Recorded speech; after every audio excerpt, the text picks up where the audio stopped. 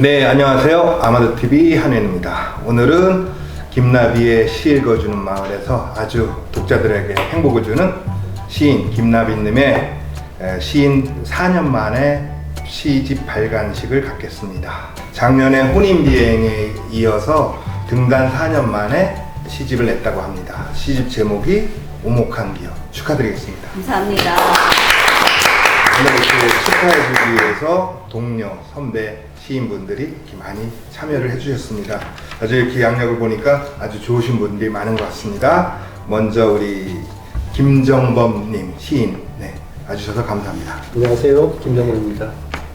그리고 여기 보니까 시인, 화가, 영화 감독 이렇게 아주 도전을 많이 하신 것 같아요. 윤현수님 함께 해주셨습니다. 감사합니다. 안녕하세요. 반갑습니다.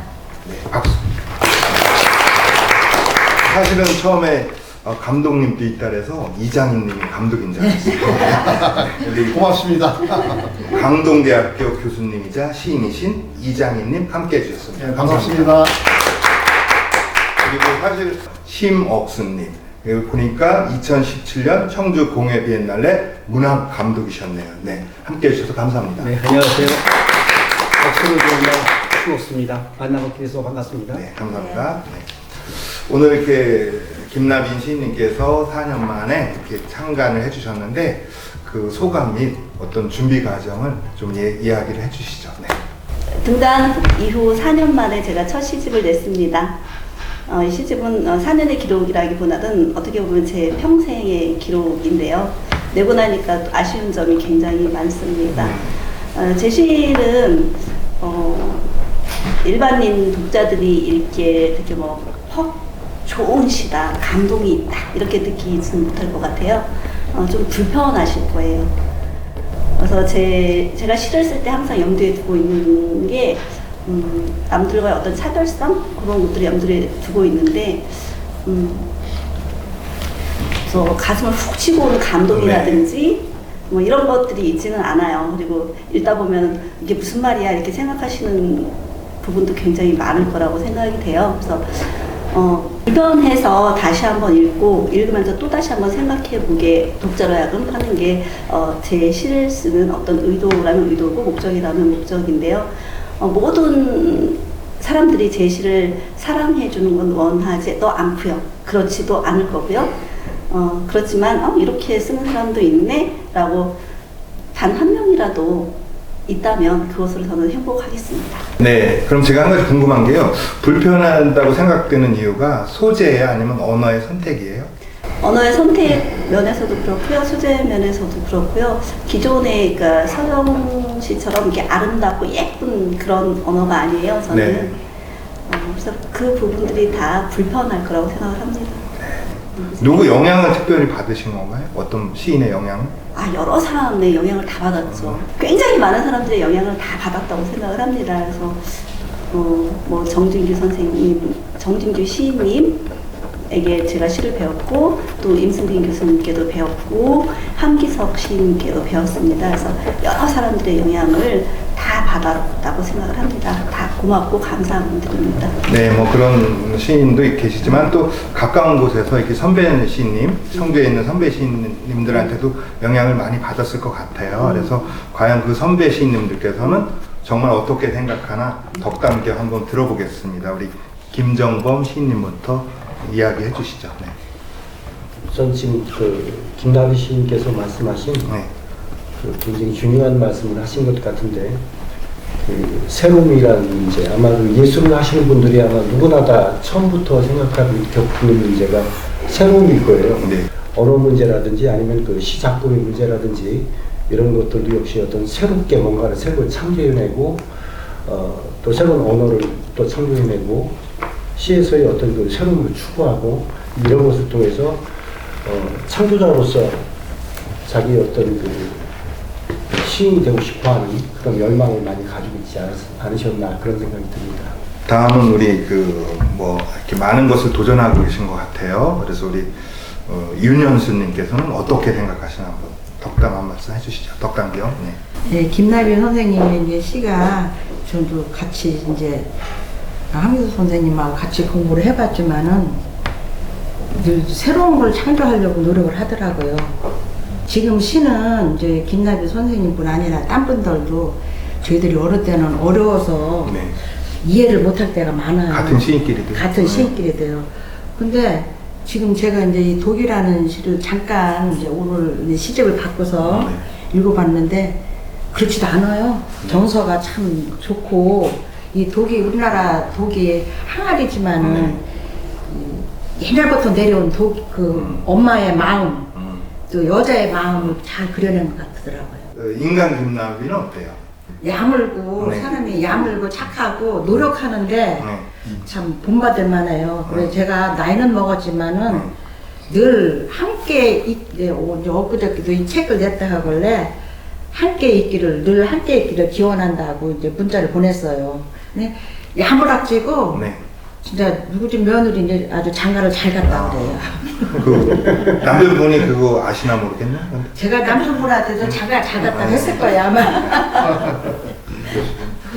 지금 교수님으로 계시면서 시인이신 이장희님께서 어떻게 생각하시는지 이야기해 주시죠. 예, 우선 먼저 그 시집 출간을 그 축하드리고요. 그 뭐 아까 저기 본인은 인사말에서 굉장히 그 겸손하게 이 말씀하셨는데 그 저는 또 저 그렇지 않다고 봅니다. 왜냐하면 그 어떻게 보면 요 시집을 보면 우리 그 일상 생활을 아주 글로 저기 참 굉장히 예쁘게 표현했다고 이렇게 그 저 볼 수가 있고요.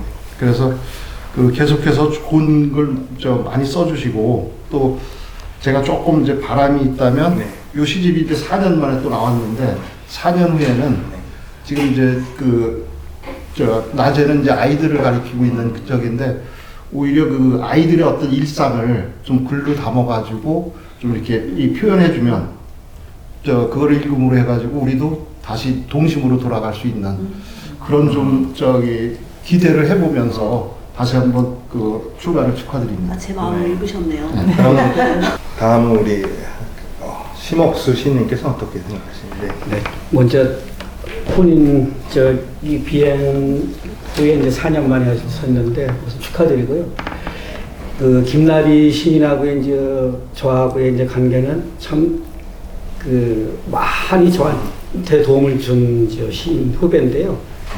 제가 중국 시인협회 회장을 할 때 그 음으로 양으로 총무 재무 일을 다 같이 맞춰 해주셔서 그 마음을 잊지 못해서 이제 계속 이렇게 이제 끈을 안 하고 무슨 일이 있으면 그냥 내일처럼 이렇게 이제 만나서 서로 상의하고 협의하고 있는데 그 2017년도에 그 어렵다는 저기 등단 신춘문예에 등단되고 2019년도에는 또 시도로다가 또 부산일보에 돼서 그냥 일반 우리 청주 그 시나 충북의 그 시인들이 본받을 만한 그런 아주 훌륭한 시인으로서 지금 성장을 하고 있는데요. 사실 저 같은 경우에도 좀 부럽습니다. 왜냐하면 그 열심히 자기가 그 직장 생활을 하면서도 또 이 한 군데 미쳐서 시라는 데서 같이 실험하면서도 좋은 시를 이렇게 만들어낸다는 그 열정이 정말 후배로한테 배울 점이 많고 앞으로도 더 좋은 시를 해줬으면 좋겠다는 그리고 이런 자리에 같이 와서 앉아서 이런 이야기를 할 수 있는 그런 영광된 자리라고 생각합니다. 앞으로도 계속 좋은 글로 우리 옆에서 있어줬으면 좋겠습니다. 네, 주변에 이렇게 좋은 선배 시인 분들이 계시기 때문에 오늘날 김나비 선생님이 있는 거라고 믿어도 되겠네요. 그렇죠? 네, 그렇습니다. 그러면 이렇게 뭐 좋은 시가 많지만 또 시인으로서 다 꽂힌 시들은 각자 틀릴 거예요. 그래서 시인들은 과연 목소리가 얼마나 좋을까 저 자신도 궁금해요. 김나비 선생님 같은 경우는 낭송이 너무 좋으신데 오늘 네 분께 낭송 부탁드려도 되겠죠? 네. 처음이자 한번 해보겠습니다. 네, 기대가 됩니다. 네, 지금 떨리는데. 처음에 우리 윤현순 시인님부터 낭송을 해주십시오. 어떤 거 소개도 해주시고요. 네. 54쪽에 있는 독이라는 54쪽의 독. 독. 오늘은 가벼워질래요. 실금 사이로 새는 검은 감정이 점막을 부풀리죠. 나는 고랑에 뽑힌 풀처럼 시들어가요. 몸속에 숨겨둔 당신 채취를 다 발라낼래요. 흔들리는 거미줄 입에 물고 껍질만 남는 고동색으로. 게으른 햇살이 나를 비추면 오후 3시 놀이터에 퍼지는 아이들 웃음소리처럼 모든 것이 아득해요. 먼지 위에 부유하는 얼굴이 허공 가득 떠다니죠. 부식된 날들의 파편이 날려요. 눈을 감고 누수된 시간 속 당신을 떠올리죠. 낯달로 떠있는 얼굴이 희미하게 기울어요. 기속으로 달려오는 귀뚜라미 울음에 눈을 열어요. 벌어진 밤송이 후두둑 땅을 향해 날고 대추가 홀로 몸 붉히는 폐가들 안에 나는 잊혀진 긴 장독. 바람이 살갗을 살짝만 거드려도 텅 하고 마른 눈물 소리가 날 것 같아요. 문득 눈을 들면 이깔나무 잎새 빗물처럼 날리는.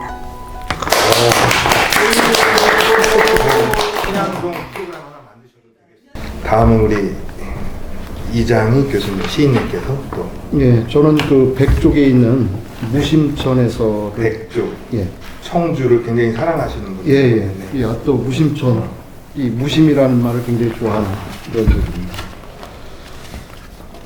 무심천에서 후에는 그리움의 또 다른 이름, 해질녘 억새밭에 서면 그리움이 새어 나온다. 당신을 향한 돌이킬 수 없는 말들이 눅눅한 리듬으로 보이는 무심천. 그 무엇도 내게 와서는 웃음이 되지 못했던 한때, 천변을 휘돌던 바람처럼 내 안의 모든 도끼는 이리저리 몰려다녔고, 당신을 향해 모질게 뱉었던 말들이 통점으로 박힌다. 흔들리는 거대도 저렇게 서글픈 기억이 묻어나는가. 놀빛이 잘방잘방 흐르는 천변, 굽은 어깨로 의학새 슬피우는 가을인가요. 노래를 나지막히 읊조리던 아버지. 목소리 잃은 선율이 온몸을 흔들며 텅 빈 저녁을 실어 나른다. 후에는 오지 못할 계절 앞에 더 무성하게 피던 법. 당신은 나의 생 어디쯤에서 하얗게 풍화되어 모르는 음역으로 지워질까.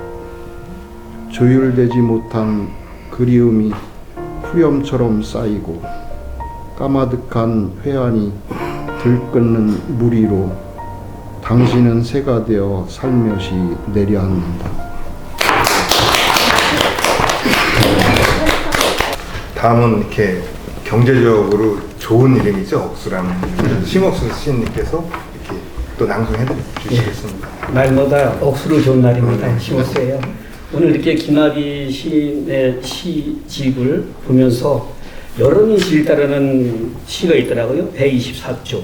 그래서 124쪽에 여름이 질 때인데 제가 지금 이제 여름이 지면서 이제 가을로 다가오는 그런 이제 나이다 보니까 이게 제목이 딱 꽂히네요. 내용을 읽으면서 어떻게 되는지 모르겠지만 저 제목만 봤을 때 여름이 질 때는 제 나이가 이제 여름이 지면서 이제 가을로 접어드는 나이가 됐거든요. 그럼 뒤에 내용 안 보고 여름이 질 때 제목만 보고 제가 이제 그 느낌으로 역시 시인이라.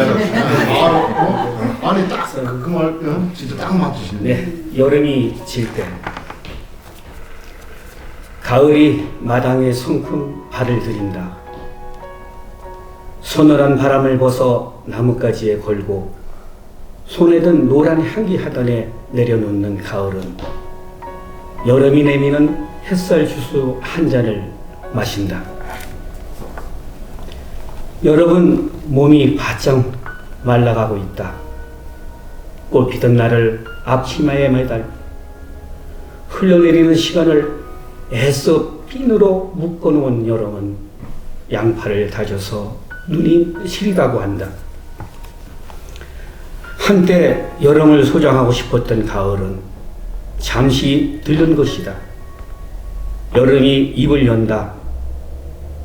여기 엉겅퀴가 살았지요.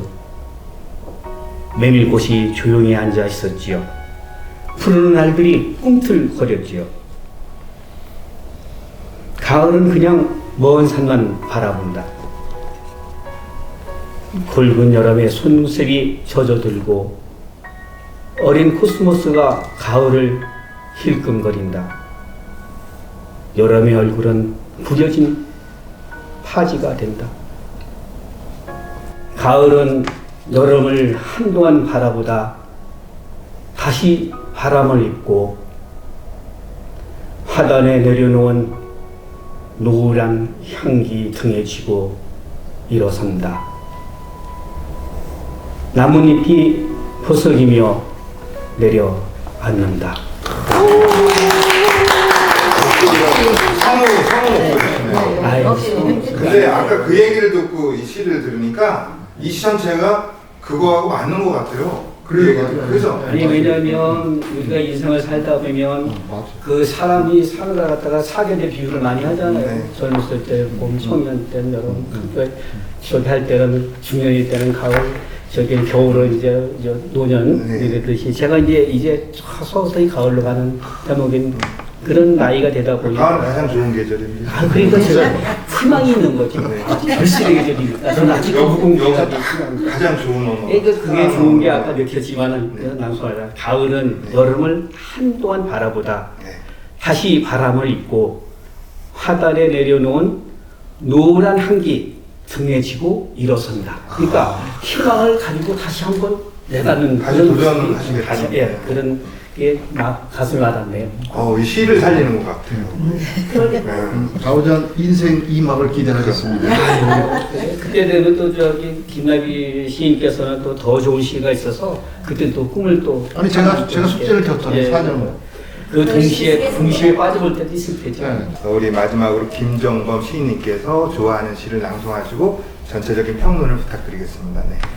미스 셀마라는 시입니다. 58쪽입니다. 58쪽에 미스 셀마. 미스 셀마, 어제를 십자가에 매달아요. 하늘엔 나이가 없고 미모엔 국경이 없지요. 하일에 잘린 아픔을 끌고 병원으로 향해요. 갈비뼈를 2개 빼주세요. 피부를 문지르면 하얀 장미가 될까요? 얼굴엔 파란 눈빛을 심을까요? 시간을 노려 자유를 당겨주세요. 입보다 큰 눈은 내 생의 필요 충분 조건. 울음을 숨긴 빨간 미소는 창가에 걸어놓을래요. 가느다란 금발이 어깨 너머 햇살처럼 출렁여요. 잘린 목소리는 어디에 숨겨야 하나요? 가슴 파진 드레스는 하체를 맘껏 부풀리죠. 나는 백인 금발 사람이고 싶죠. 오늘은 피본 금요일, 나의 피를 사주세요. 오래전 셀마에서 내일 만나요.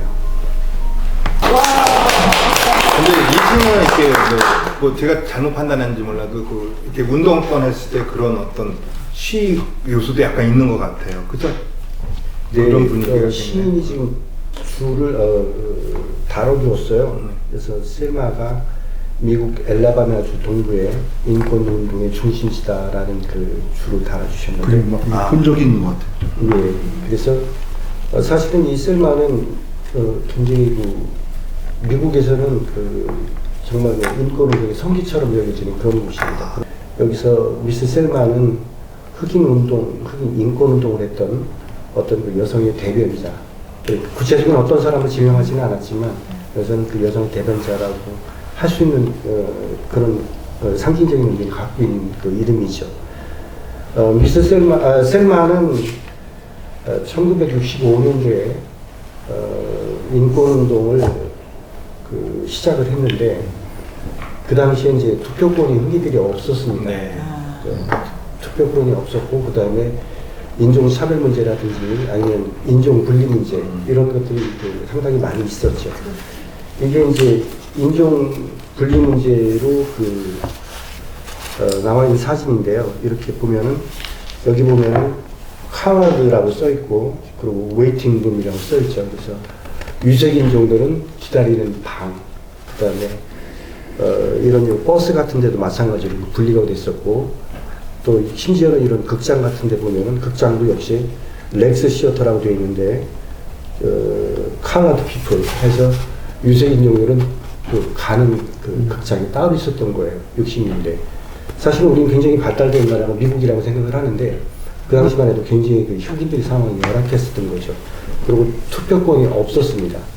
그래서 이제 여기에 이제 반기를 들어서 그 저항 운동이 시작이 되는데, 그때 이제 처음에 그 시작했던 분이 바로 요 분입니다. 요 분이 이제 그 아멜리아 보인튼 로빈슨이라는 분인데, 요 분이 이제 그 참정권, 투표권을 위해서 이제 시작을 하고, 이분이 이제 인권운동 시작하게 되니까 그 당시에 이제 굉장히 유명한 그 인권운동가죠. 미국에서 마틴 루터킹 목사하고 이분이 이제 같이 그 인권운동가들이 같이 참여를 하게 됩니다. 그래서 그 저항의 하나의 방법으로 이분들이 비폭력 저항운동을 했는데, 그 비폭력 저항운동의 방법으로서 이 셀마라는 곳에서 그 주변 도시인 그 몽고메리라는 도시가 있습니다. 그 도시보다 그 행진을 하는 운동을 하게 돼요. 근데 이제 이 몽고메리도 1955년도에 그 사실은 그 인권운동을 했던 장소입니다. 그리고 그때도 여성 인권 운동가인 그 로자 파크스라고 하는 그 여성 운동가가 그 활동을 했던 그 지역이죠.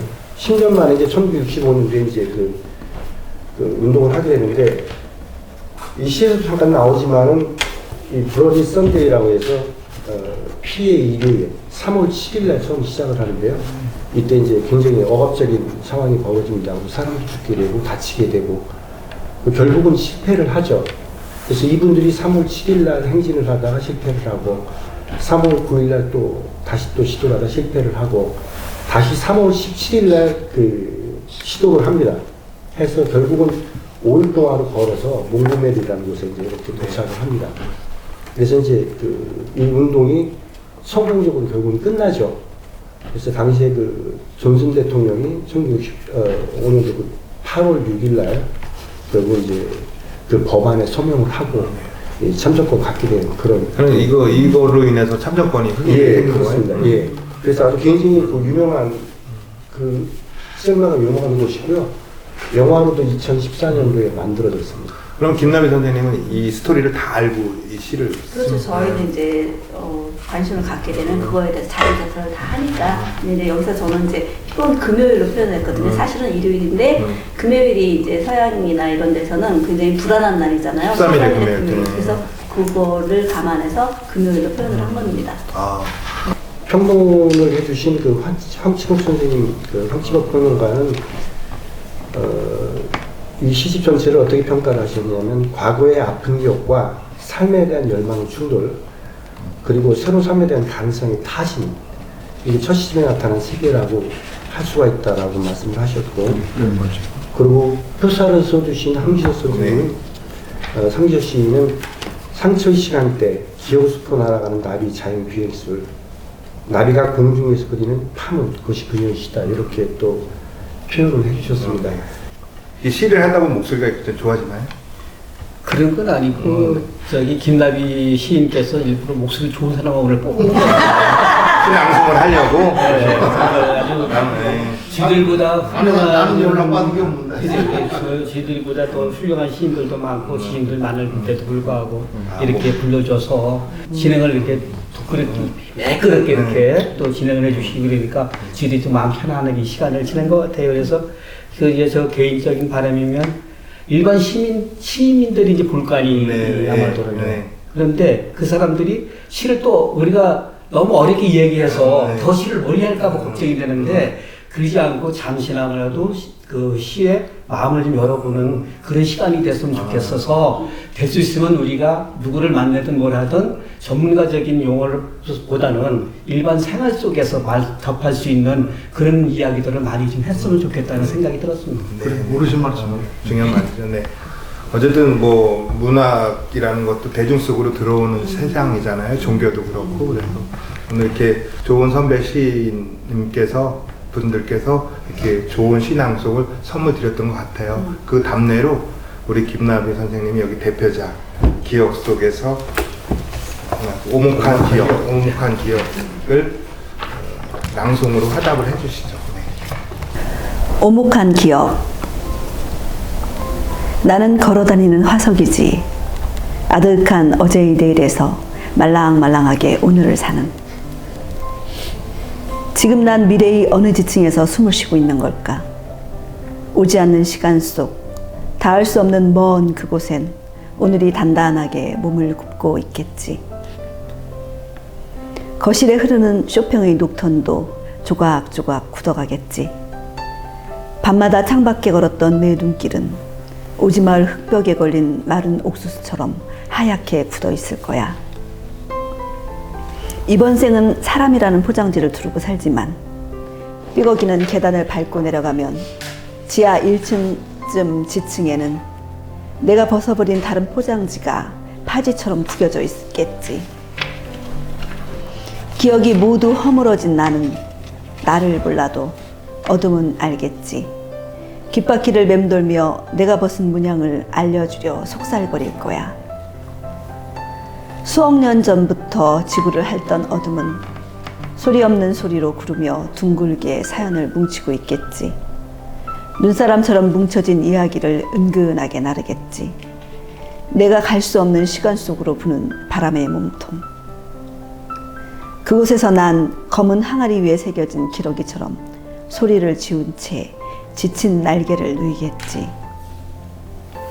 돌과 돌을 드러내면 오목새김된 내 무늬가 부스스 회를 칠 거야. 오목한 기억을 한마디로 표현하면 뭐예요? 뭐를 표현하는 거예요? 오목한 기억 한마디로 딱. 저는 제 시를 표현을 잘 안 해요. 네. 왜냐면 표현하다 보면 다른 독자들이 생각이 한정이 되고 묶이게 되거든요. 제 말에. 그래서 그럴 수도 있겠네요. 아까 얘기하신 것처럼. 그래서 제가 쓴 의도는 중요하지가 않아요. 네. 독자들이 어떻게 해석하느냐, 독자들이 상황에 따라서 다 해석이 달라지거든요. 네. 그러면 그게 맞는 의도예요. 그러니까 오목한 기억을 표현의 답은 독자한테 있는 거예요. 네. 그렇게 넘기겠습니다. 네. 정답인 것 같아요. 이렇게 오늘 이렇게 보니까 한국 그 문학이라는 게 좀 재밌네요. 그죠? 아무래도 이렇게 메타버스 시대가 오고 뭐 무슨 시대가 와도 이 인문학, 문학이 발전해야 된다는 이야기 많이 들었습니다. 그래서 오늘 사실은 방청객들도 늘 참여하는 시대가 됐기 때문에 저 두 분께서도 덕담을 한마디씩 해주겠습니다. 우리 고수민님 아까 계속 시를 읽었는데 음성을만 입혀도 됩니다. 이렇게 친구분이시잖아요. 좋은 덕담과 이렇게 한 말씀 해주세요. 네. 고수입니다. 김나비 시인의 친구이자 또 가장 절친한 이제 것이기도 한데 김나비 시인님은 저한테 친구이지만 사실은 약간 언니 같은 친구, 스승 같은 친구. 정말 가슴이 따뜻하고 또 호기심이 많고 저 눈과 저 손끝에서 어떠한 글이 나올까 굉장히 기대가 됩니다. 항상 힘차게 저는 박수치며 응원하고 싶습니다. 감사합니다. 네. 가장 사랑하는 친구 고수민님이 응원을 해드리겠다는 박수를 쳐드렸습니다. 네, 감사드립니다. 그리고 우리 김나비의 시 읽어주는 마을의 PD 우리 이정현님께서 옆에서 덕담 말씀 해주세요. 저랑 신앙송 많이 했어요. 네. 먼저 김나비 시인님 책 출판을 축하드리고요. 좋은 시 많이 쓰셔서 대한민국 나가서는 세계적으로도 유명한 시인으로 발돋움되는 그런 행복한 시인이 되셨으면 좋겠습니다. 앞으로 꼭 건승하시고 발전하세요. 네. 되게 준비하신 것 같아요. 그러니까.